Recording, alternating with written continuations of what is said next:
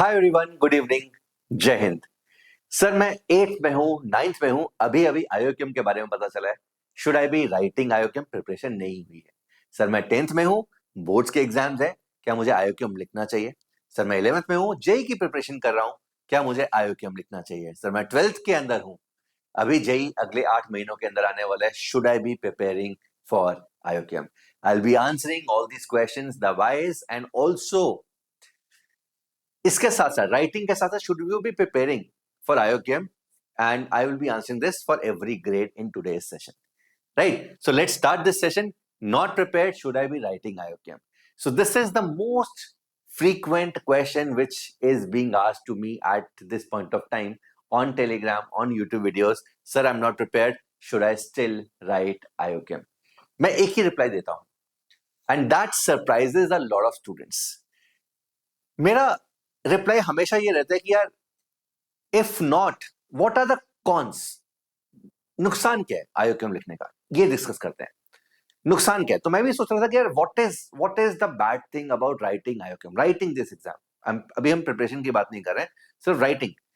6 सितंबर को 3 घंटे उस एग्जाम को लिखने जाना, उसमें क्या गड़बड़ हो सकती है, क्या खराब चीज हो सकती है? The only worst thing I could think about was कि सर वो 3 घंटे 6 सितंबर को वेस्ट हो जाएंगे। That is the only bad point. अगर तुम्हें लगता है कि उन 3 घंटों के अंदर तुम कोई लाइफ स्किल सीख सकते हो, तुम पेशेंस सीख सकते हो, तुम प्रॉब्लम सॉल्विंग स्किल सीख सकते हो, तुम किस तरीके से एग्जाम टेम्परामेंट खड़ा करना है, एग्जाम फेयर बढ़ाना है, भगाना है, उसको सीख सकते हो, तो मत दो IOQM. That is not for you.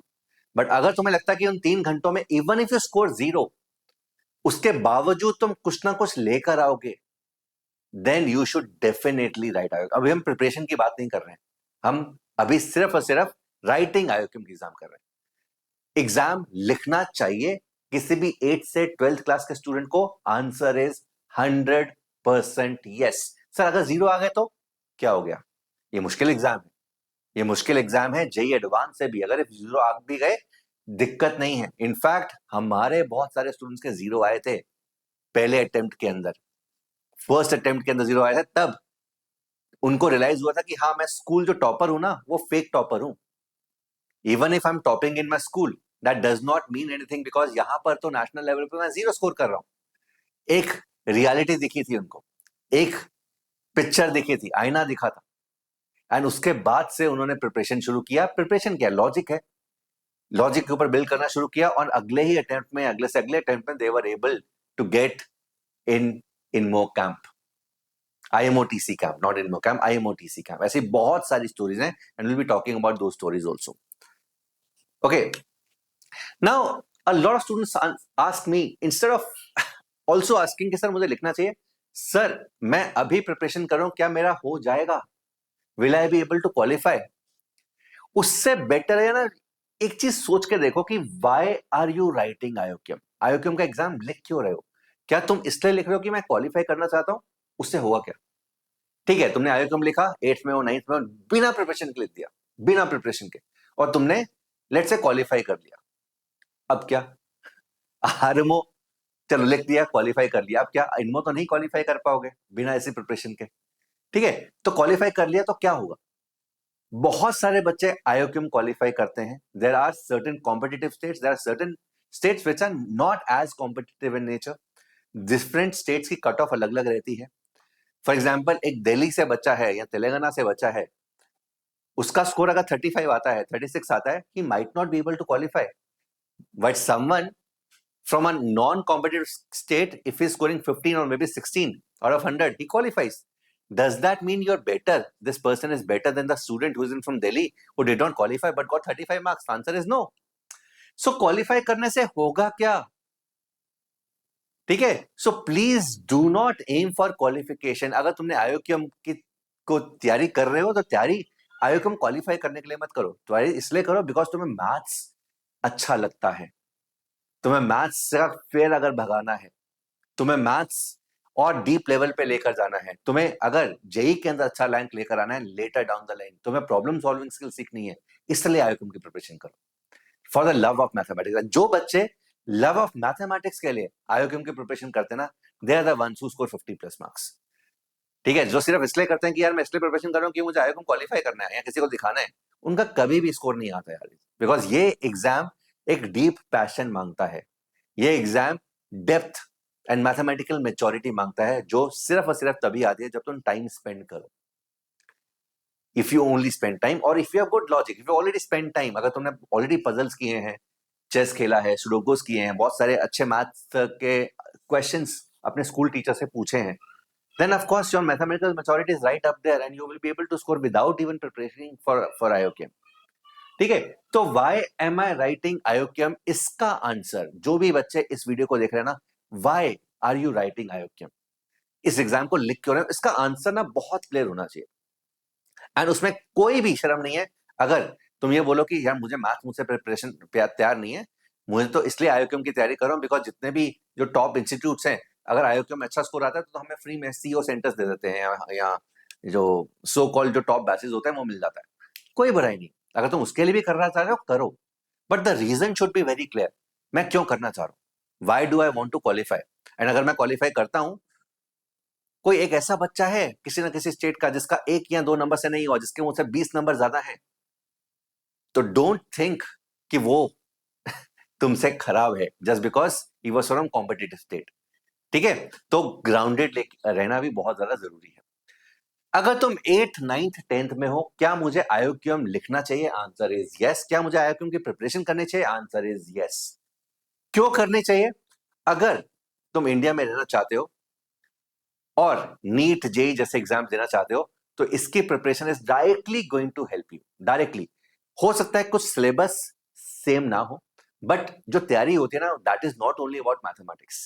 जो तैयारी होती है इस एग्जाम की, वो तुम्हें लॉजिक बिल्ड करती है, वो तुम्हारा प्रॉब्लम सॉल्विंग स्किल्स इंप्रूव करती है, वो टेस्ट टेम्परामेंट दिखाती है, वो एक ऐसी सिचुएशन के अंदर कैसे रिएक्ट करना जब तुम्हें कुछ भी नहीं आ रहा, वो तुम्हें सिखाती है। तो अगर तुम 8th 9th 10th में हो, तुम्हें एग्जाम लिखना है, आंसर 100% यस है, लिखना तो है ही है। क्या प्रिपरेशन करनी चाहिए, अगर कर सकते हो तो डेफिनेटली करनी चाहिए, 100% यस। इनफैक्ट करनी ही चाहिए अगर तुम्हें इंडिया में स्टे करना। अगर तुम बाहर भी जाना है एंड बाहर सीएस या साइंस के कोर्सेज लेने हैं, कंप्यूटर साइंस मैथ्स के कोर्सेज लेने हैं बाहर, तब भी इस तरह के जो प्रिपरेशन है, देर आर सर्टन, मतलब बहुत सारे कॉलेजेस हैं, तुम्हें एप्लीकेशन भरनी पड़ती है एंड एक अच्छे कॉन्टेस्ट, मैथ्स कॉन्टेस्ट का जो स्कोर्स है वो हमेशा तुम्हारी एप्लीकेशन के पॉइंट्स को बढ़ाता है।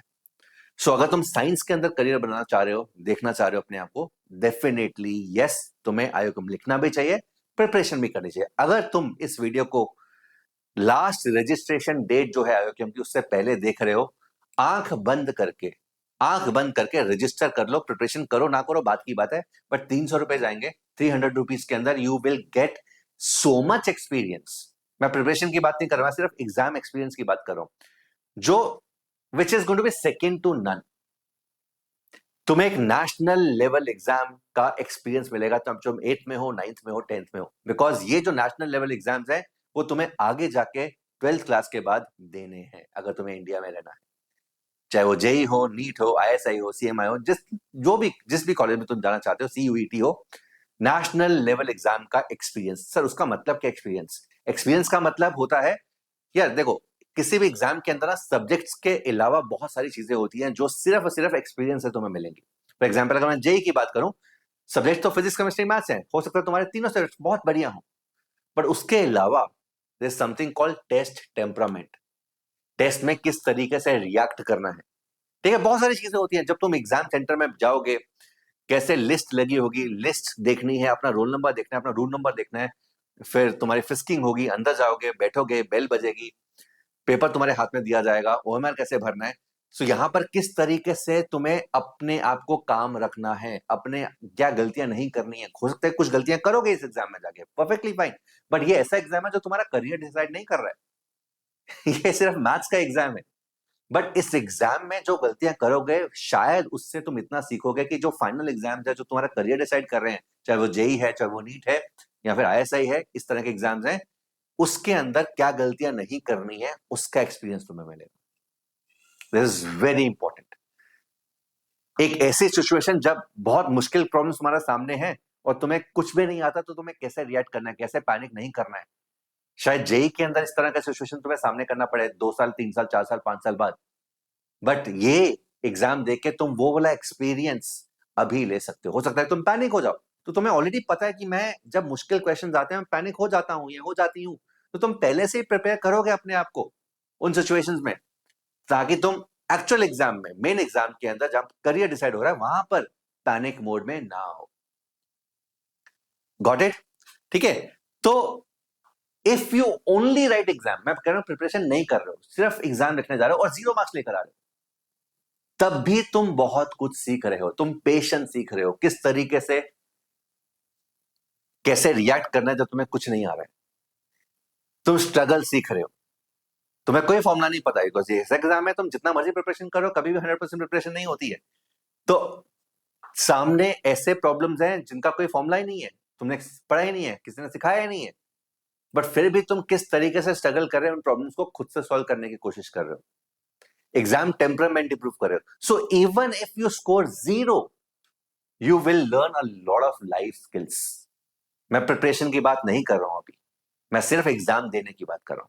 तो अगर तुम 8th 9th 10th में हो और इस वीडियो को देख रहे हो बिफोर 26th ऑफ और 27th ऑफ जुलाई, जब I think last registration date है, तुम्हें आंखें बंद करके रजिस्टर करना चाहिए। मैं रजिस्ट्रेशन का वीडियो अलग से बना चुका हूं, तुम उसको देख सकते हो।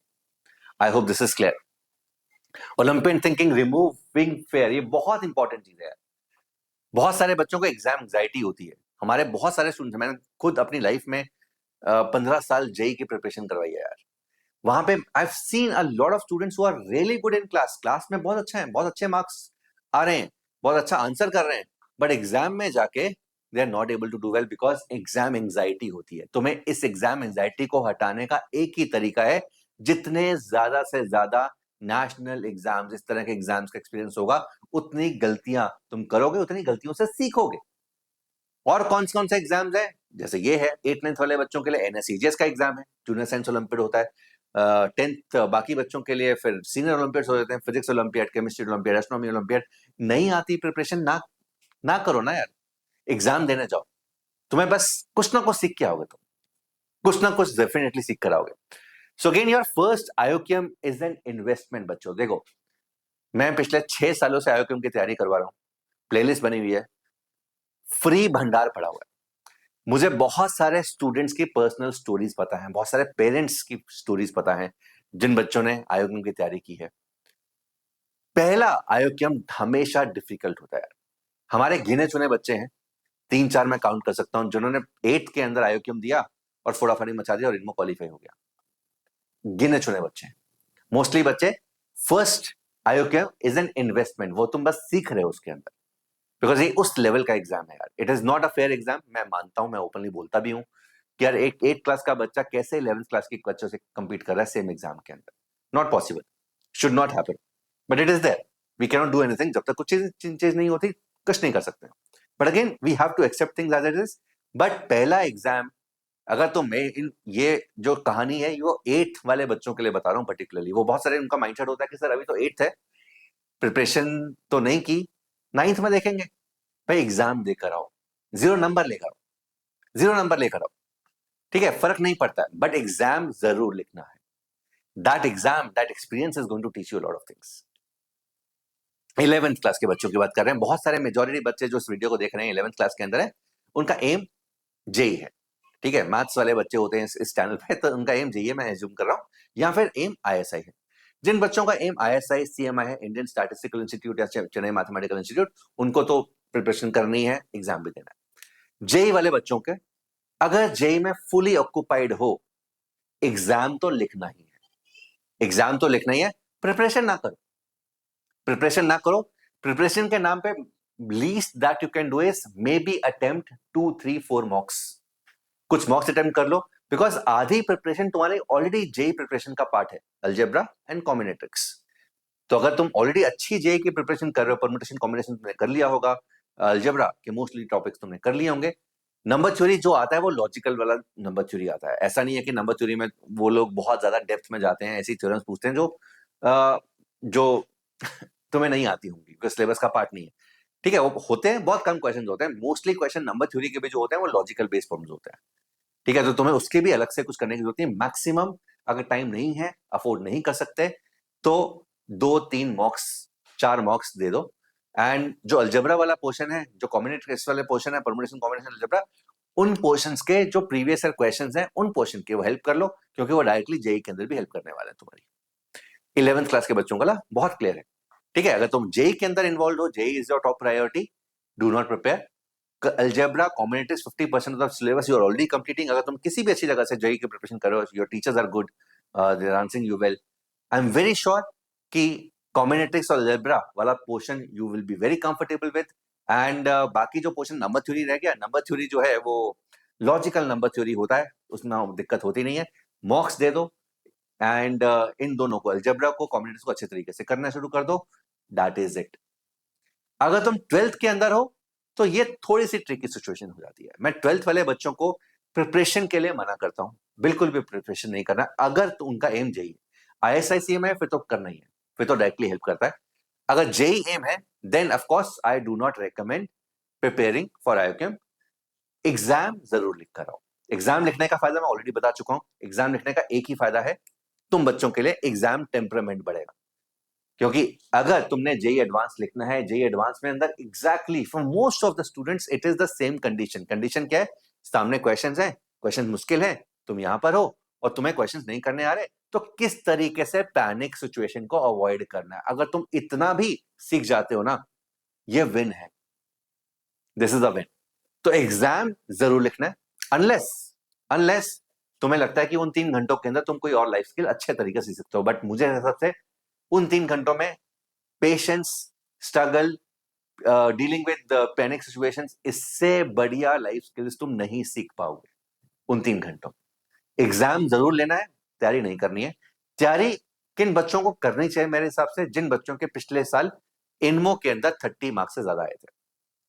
सो if your score was more than 30 marks in INMO last year 11th में जब तुम थे, तब तुम थोड़ी बहुत तैयारी करो। बिकॉज अगर तुम इनमो क्वालिफाई कर जाते हो तो there are certain colleges, IITs जो तुम्हें डायरेक्टली एडमिशन दे देंगे विदाउट जेई। तो तुम्हारा प्रेशर जो होता है ना, यू विल बी, जो प्रेशर विल बी गॉन। ठीक है, तुम्हारा प्रेशर लिफ्ट ऑफ हो जाएगा and you will be able to do even well, even better in JEE. Okay, so अगर तुम ISICM ओलंपियाड्स कर रहे हो तो फिर तो करनी है प्रिपरेशन। अगर नहीं कर रहे हो, प्रिपरेशन बिल्कुल ना करो, only go right the exam, that is it. Got it? So again, even without selection, ये ऑलरेडी मैं बता चुका हूं हाउ ओलंपियाड्स क्वेश्चंस फील, किस तरीके से मुश्किल क्वेश्चंस से अपने आप को डील करना है। थिंकिंग स्टैमिना बढ़ाना है। अगेन, जितने भी कॉम्पिटेटिव एग्जाम्स हैं, अच्छे कॉम्पिटेटिव एग्जाम्स हैं, उसके अंदर ये चीज, इसको एग्जाम टेम्परामेंट भी बोलते हैं, कैसे हम थिंकिंग को बढ़ाएं, किस तरीके से पैनिक सिचुएशन, जब आसपास वाले बच्चे ऐसे ऐसे ऐसे ऐसे कर रहे हैं और तुम कुछ नहीं कर पा रहे हो, तो किस तरीके से अपने आप को कूल, काम, कंपोज रखना है। ये सिचुएशंस को तुम्हें एक्सपीरियंस करना पड़ेगा, करेगा।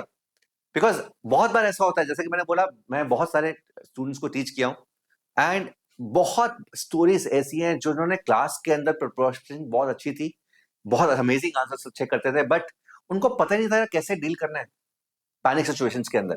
मुश्किल क्वेश्चन है, आसपास देखा माहौल, सब बच्चे लगे हुए हैं, वो 1-2 क्वेश्चन में फंस गए, उनको लगा पेपर मुश्किल है, पता ही नहीं समझ, आंसू आने शुरू हो गए, ठीक है, ब्रेन फेड हो गया। तो ये सिचुएशंस यहां पर होंगी, अगर होंगी कोई बात नहीं यार, ये तो नथिंग टू लूज वाली सिचुएशंस है। जैसे कि मैंने बोला, even if you score 0, no one is going to laugh at you guys, because ये एग्जाम ऐसा है, जो जो भी अच्छा, जो भी लोग तुम पे ऊपर हंसते हैं ना, कौन है? नेबर्स हैं, रिश्तेदार हैं, या ऐसे लोग हैं जो तुम्हें पसंद नहीं करते हैं, वो हंसेंगे ना। उनके बच्चे ये एग्जाम नहीं देने वाले। अगर तुम इस एग्जाम को दे रहे हो, फॉर्म भर दिया, देन ऑलरेडी तुम मॉरली उनसे ऊपर निकल चुके हो। ठीक है, सो थिंकिंग स्टैमिना बढ़ाना, even if you come back with 0 marks, does not matter. And last but not the least is love for mathematics. अगर तुम मैथ से प्यार करते हो, मैथ अच्छा लगता है, तो इस एग्जाम को तुम मिस नहीं कर सकते हो, you should not be missing. सबसे बड़ा मिथ कि सर मैं इस बार प्रिपरेशन नहीं हुआ, या 9th वाले बच्चे बोलते हैं कि सर मैं इस बार प्रिपरेशन नहीं किया, अगले साल प्रिपरेशन देख करके एग्जाम दूंगा।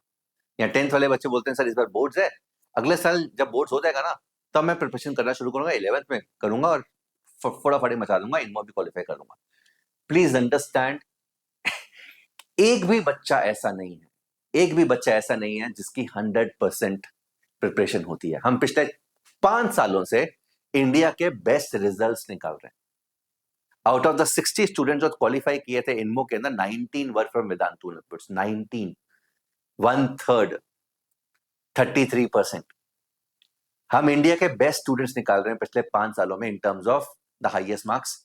मैं उसके बावजूद बोलता हूं कि एक भी बच्चा ऐसा नहीं है जो बोल सकता है और क्लेम कर सकता है कि मेरी इस बार प्रिपरेशन 100% है, बिकॉज सिलेबस इनफाइनाइट है बच्चों।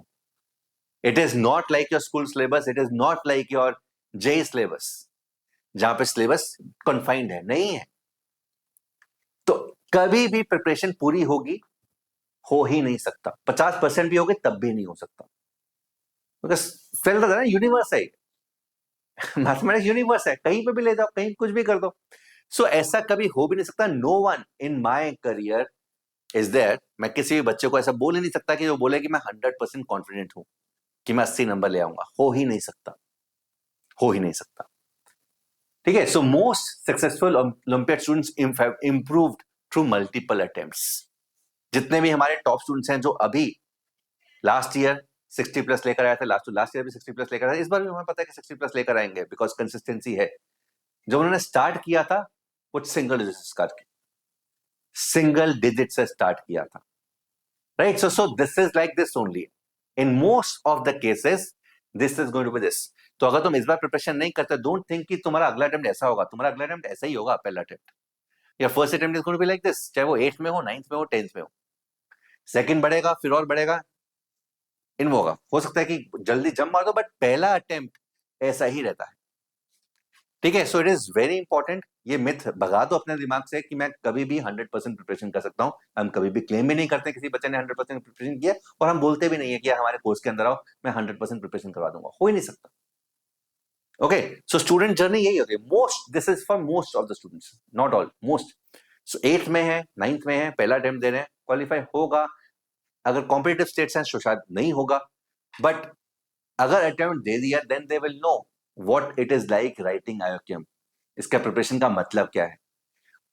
अगली बार जब दोगे इंप्रूव कॉन्सेप्ट के साथ दोगे, अच्छी तरह प्रैक्टिस के साथ दोगे, एंड क्वालिफाई कर दोगे। ठीक है, so this is the case of most of the students, most of the students is this. So again, IOQM क्यों लिख रहा हूं, why am I writing IOQM? Am I writing IOQM just to clear IOQM? Does not make sense. ठीक है, तो अगर क्यों बच्चे करते हैं IOQM की प्रिपरेशन, IOQM की प्रिपरेशन करने के कुछ कारण हैं। One is improved problem solving skills, because बहुत सारे बच्चों को पता है कि अगर अच्छी प्रॉब्लम सॉल्विंग स्किल्स है तो exams like JEE, exams like NEET, they are really going to do really well. ठीक है, बिकॉज हमने देखा भी है, जितने भी अभी इस साल भी टॉप 100 रैंकर्स हैं, टॉप 200 रैंकर्स हैं, लास्ट ईयर के भी थे। तुम किसी भी बच्चे से पूछ लो कि भाई 8th 9th 10th में क्या किया था, या तो आईओक्यूएम की प्रिपरेशन होगी या फिर एनएससीएस की प्रिपरेशन होगी, या फिर दोनों होंगी, टॉप 100। ठीक है, मैं हमेशा भी बोलता हूं कि it is close to impossible to secure top 100 top 200 rank अगर तुमने प्रॉब्लम सॉल्विंग स्किल्स नहीं सीखी है, it is close to impossible. ठीक है, तो आईओक्यूएम के प्रिपरेशन तो मेनली प्रॉब्लम सॉल्विंग स्किल्स के लिए करते हो, सो दैट आगे जाके ये जेई जैसे एग्जाम्स के अंदर हेल्प कर सके। आईओक्यूएम के प्रिपरेशन कुछ बच्चे इसलिए भी करते हैं कि यार मेरा आईओक्यूएम में अच्छा स्कोर आएगा तो जो बड़े बड़े इंस्टीट्यूट्स हैं उनके जो टॉप बैचेस हैं उनके अंदर एडमिशन मिल जाएगा जहां पे बेस्ट टीचर्स पढ़ाते हैं। ठीक है, सो ये कुछ रीजंस हैं आईओक्यूएम के प्रिपरेशन के लिए। यू नीड टू फाइंड कि तुम किस रीजन से करो, और जिस भी रीजन से कर रहे हो उस रीजन से अल्टीमेटली अपने आप को बैक करो एंड एग्जाम की तैयारी करो जितनी भी कर सकते हो। ठीक है, तो एक्सपीरियंस, एग्जाम टेम्परामेंट, किस तरीके से पेशेंस बढ़ेगी, किस तरीके से एग्जाम का फेयर जाएगा, ये सब रीजंस हैं। एंड ऑफ कोर्स अगर तुम मैथमेटिक्स में सीरियस हो, पैशनेट हो, इस एग्जाम को कभी भी मिस नहीं करना चाहिए। Right, should I be writing IOQM? The answer is yes. 8th 9th 10th 11th 12th में अगर हो तुम, एंड अगर ये मौका मिल रहा है, अगर तुम इस वीडियो को देख रहे हो बिफोर 27-28 ऑफ जुलाई जहां पे रजिस्ट्रेशन ओपन है, तो तुम्हें डेफिनेटली आंख बंद करके वो 300 रुपए रजिस्ट्रेशन में लगाने हैं। अलग से मैं वीडियो बना चुका हूं, उसको तुम देख सकते हो, एंड रजिस्टर करना है। प्रिपरेशन करो ना करो तुम्हारी मर्जी है भाई, 8 9 10 में डेफिनेटली करने चाहिए, 11 12 के लिए ऑलरेडी मैं बता चुका हूं। I hope this is clear. So write IOCM if you want to think better, learn better and become a better problem solver. ठीक है, सो सिलेक्शन एक आउटकम है, it depends on a lot of factors, depends on कौन सी state से तुम हो, but यार जो ग्रोथ है ना, growth is guaranteed. We have seen a lot of students not qualifying from states like Delhi, Mumbai, Telangana at the first attempt, but they did really well, but they kept on carrying on, रुके नहीं, ultimately they have qualified. Okay, so if you are planning to write IOCM, you can start your preparation. अगर तुम 8 9 10th में हो तो definitely start करनी चाहिए, this is definitely going to help you get better. ये इस साल का प्लान है। This is the first stage IOCM which is going to held in September 6. The second stage is RMO, third stage is INMO which is going to be in 17th of January. जो बच्चे इनमो qualify करेंगे वो IMO TC के लिए जाएंगे and इनमें से 6 बच्चे सिलेक्ट होंगे जो कि इंडिया को रिप्रेजेंट करेंगे। IMO TC के में जो बच्चे जाते हैं उनको डायरेक्ट एडमिशन ऑफर की जाती है एंड इस बार हमारे 19 of our students qualified for IMO TC and ये सब बच्चे उस कैंप पर होकर आए। It was an amazing experience. इन बच्चों का ऑलरेडी हमने लेवल 10 स्टार्ट कर दिया है, यानी इनकी क्लासेस शुरू हो चुकी हैं अगले साल के लिए इनकी ऑलरेडी क्लासेस शुरू हो चुकी हैं, लेवल 10 में है ये बच्चे। एंड इनमें से बहुत सारी स्टोरीज ऐसी हैं जो मैं पहले बता रहा था। फॉर एग्जाम्पल मैं हमेशा नाम लेता हूँ आदित्य अग्रवाल का। When he was in grade 8, इसका पहला अटेम्प्ट था। फर्स्ट अटेम्प्ट के अंदर उसका लिटरली 0 स्कोर आया था, 7 नंबर जो आए थे वो सारे के सारे बोनस के मार्क्स थे एंड अगले ही अटेम्प्ट के अंदर ही qualified INMO। He was the level 7 student at that point of time when he qualified INMO। And ऐसी बहुत सारी स्टोरीज है। तो कोई भी ऐसा नहीं था धुरंधर भाई कि पहले ही अटेम्प्ट के अंदर सब कुछ हो गया। आर्ची जरूर अभी ये 11 से 12 में गया है एंड इसका एम ना हमेशा से CMI में ज्यादा था। He always wanted to get into CMI and जो बच्चे इनमो क्वालिफाई करते हैं ना 11th में 12th में उनको डायरेक्टली CMI ISI के अंदर एडमिशन मिल जाती है। इसको ऑलरेडी अभी ये 11th से 12th में गया है, ऑलरेडी एडमिशन मिल चुका है। अब वो एक साल वो कर रहा है जिसको सबसे अच्छा लगता है, that is solving math problems. तो लुक एट दीज माइंडसेट्स। ये बहुत सारे बच्चे इसमें 9th में है, 10th में है, 11th में है, 2 बच्चे 12th के भी हैं, वो पास आउट हो गए हैं। इन बच्चों को ऑलरेडी जेई के अंदर एडमिशन मिल चुका है because IIT Bombay, IIT Madras, IIT Kanpur, IIT Kharagpur, IIT Indore, ये सब IITs के अंदर एडमिशन ऑफर करती हैं जो बच्चे INMO TC कैंप में जाते हैं, INMO क्वालिफाई करते हैं। इनके ऊपर अगर even if these students are preparing for JEE, मुझे पता है इनमें से बहुत सारे बच्चे जेई की प्रिपरेशन नहीं कर रहे, बट अगर उनमें से जो भी बच्चे प्रिपरेशन कर रहे हैं, for example Aditya is preparing, इसको ऑलरेडी बच्चों एडमिशन मिल चुका है। या IIT कानपुर में, IIT मद्रास में, IIT खड़गपुर में आराम से एडमिशन ले सकता है, बट फिर भी ये जे का प्रिपरेशन कर रहा है बिकॉज ही बिलीव्स कि इसका टॉप रैंक आएगा, which I am very sure, fingers crossed, is going to happen.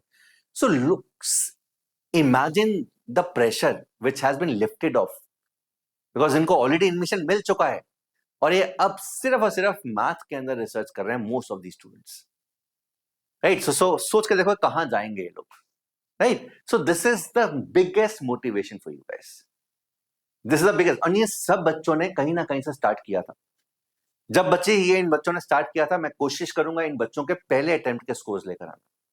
I'll try to bring them the first attempt scores of all these students so that you are able to see कि यार first attempt के अंदर struggle होता ही होता है, उसके बाद से अगर पैशन है और तुम पैशन कंटिन्यू करते हो you will definitely do well. ऐसा नहीं बोल रहा कि फर्स्ट अटेम्प्ट में हमेशा फेल होते हैं, ऐसा नहीं है, ठीक है। बट अगेन 8th क्लास के अंदर हो, 9th क्लास के अंदर हो, तुम 11th क्लास के बच्चों से compete करो तो ऑफकोर्स वो कॉम्पिटिटिव स्पिरिट भी आती है।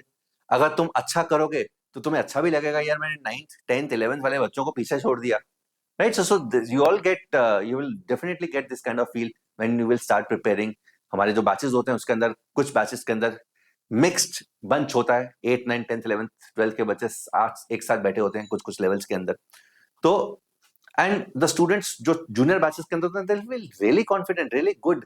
जब कोई प्रॉब्लम वो करते हैं जल्दी करते हैं बाकी बच्चों से, बड़े वाले बच्चों से, right. So you know, so this gives you a feeling of great feeling when you prepare for IOCM, ठीक है। ये साइट है बच्चों जहां पे तुम रजिस्टर कर सकते हो, iocm.mtai.org.in एंड ये स्टूडेंट पोर्टल है। इनफैक्ट मैंने जैसे बोला इसके ऊपर मैं ऑलरेडी सेशन बना चुका हूं, I already made a session on this and you can see this session. अगर तुम रजिस्ट्रेशन पहली बार कर रहे हो तो सेशन को देकर रजिस्टर कर सकते हो।